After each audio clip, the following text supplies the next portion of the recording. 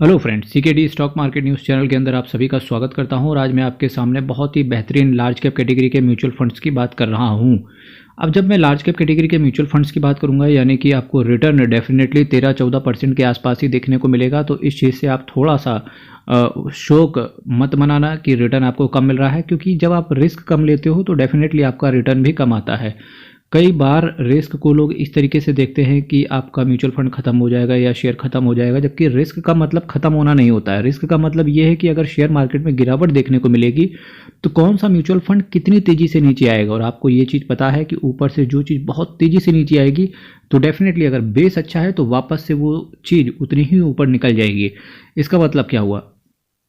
इसका मतलब ये हुआ कि जब शेयर मार्केट में गिरावट देखने को मिलेगी तो स्मॉल कैप कैटेगरी के म्यूचुअल फंड्स ज़्यादा तेजी से नीचे गिरेंगे या मिड कैप कैटेगरी के म्यूचुअल फंड्स ज़्यादा तेजी से नीचे गिरेंगे, वहीं लार्ज कैप कैटेगरी के म्यूचुअल फंड्स कम गिरेंगे।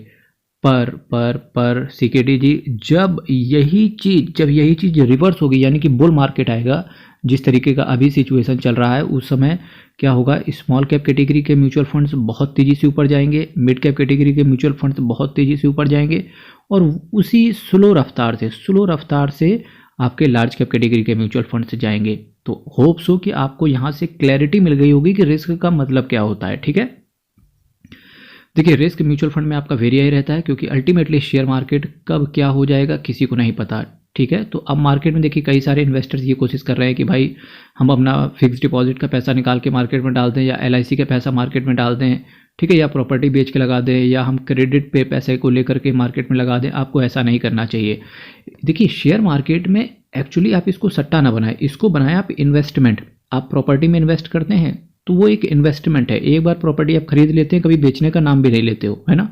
लेकिन जब हम शेयर खरीद लेते हैं या म्यूचुअल फंड खरीद लेते हैं तो हम बहुत तेज़ी से बेचने का उसका नाम लेते रहते हैं, यार ये बस डबल हो जाए, उठा के बेच के निकल जाएंगे।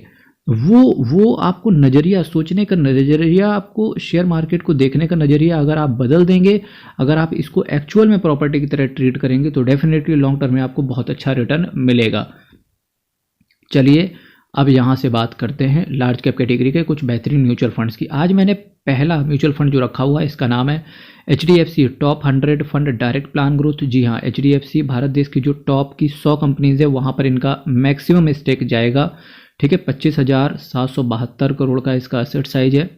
1.10% का एक्सपेंस रेशियो है। अब जो पुराने इन्वेस्टर हैं वो देख के डर जाएंगे, यार सीकेडी जी कौन सा म्यूचुअल फंड ले आए जिसका एक्सपेंस रेशियो 1% से ऊपर है। फिर भी देखिए यहाँ पर 25,000 करोड़ रुपए इन्वेस्टर्स का लगा हुआ है। ये मेरा पैसा नहीं लगा, ये इन्वेस्टर्स का पैसा लगा हुआ है। तो उन्होंने क्या सोच के पैसा डाला? जो भी सोच के डाला होगा, एक्चुअली क्या सोच के डाला होगा मैं बताता हूँ। HDFC नाम देखकर पैसा पड़ जाता है, ठीक है, क्योंकि इन्होंने गुडविल तैयार करी है बहुत लॉन्ग टर्म में।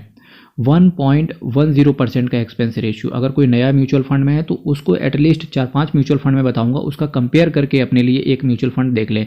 अब कंपैरिजन किस तरीके से करेंगे? मेरा CKD stock market news channel पर एक प्लेलिस्ट पड़ा हुआ है, ठीक है, मल्टीबैगर म्यूचुअल फंड्स के नाम से। आप उस प्लेलिस्ट को गो थ्रू करना और 2-3 महीना पहले चले जाना, तब आपको कंपैरिजन के भी वीडियो धीरे धीरे दिखने लगेंगे। ठीक है, अभी क्या हुआ है, अभी 2024 की शुरुआत है, तो सबसे पहले जितने भी बेहतरीन म्यूचुअल फंड है सभी का मैं यहाँ पर आपके सामने रख दूंगा। उसके बाद मैं कंपेयर भी लेकर के आऊँगा।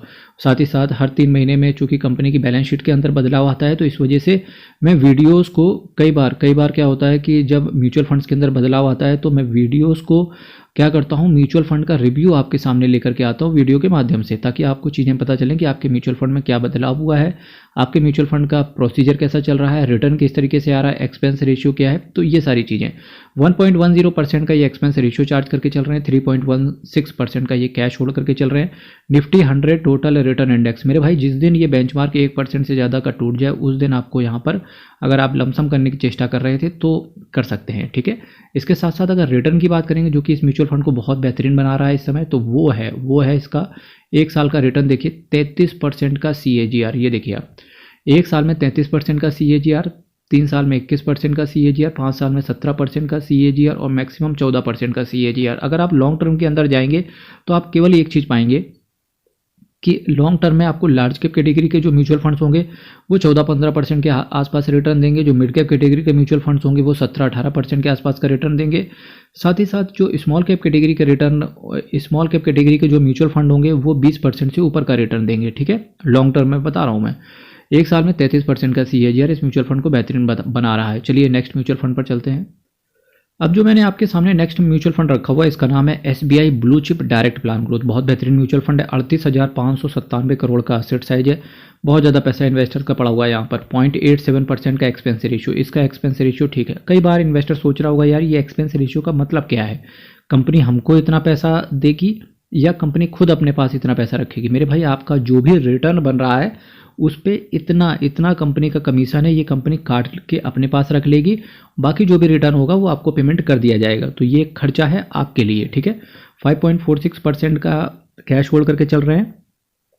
S&P BSE 100 total return index को ये बेंचमार्क की तरह फॉलो करते हैं। जिस दिन ये बेंचमार्क 1% से ज़्यादा का गिर जाए, आप यहाँ पर लमसम करने की कोशिश कर सकते हैं। अभी यहाँ से देखिए, मैंने लार्ज कैप कैटेगरी का सबसे बेहतरीन म्यूचुअल फंड की बात करनी चाहिए आपके सामने। निप्पॉन इंडिया का लार्ज कैप फंड बहुत बेहतरीन है भाई साहब। 16,637 करोड़ का इसका एसेट साइज है और बहुत छोटा सा ये एक्सपेंस रेशियो भी चार्ज करके चल रहे हैं, जो कि है केवल 0.82% का। 2.74% का कैश होल्ड करके चल रहे हैं और ये बेंचमार्क सिमिलर फॉलो करता है S&P BSE 100 total return index. 7 दिन के अंदर निकलने की कोशिश करोगे तो 1% का एग्जिट लोड आएगा आपके पास। साथ ही साथ अगर मैं रिटर्न की यहाँ से बात करूँ कि भाई साहब इन्होंने रिटर्न कितना दिया है, एक साल में देखो 36% का CAGR, 3 साल में 24% का CAGR और मैक्सिमम इन्होंने डिलीवर करके दिया है 16% का CAGR।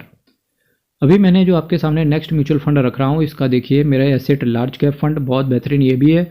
34,376 करोड़ का एसेट साइज है। 0.55% का एक्सपेंस रेशियो है। 0.34% का ये कैश होल्ड करके चल रहे हैं और ये जो बेंचमार्क है इनका निफ्टी 100 टोटल रिटर्न इंडेक्स का। एक साल के अंदर निकलने की कोशिश करोगे तो 1% का एग्जिट लोड भी इन्होंने लगा के रखा हुआ है।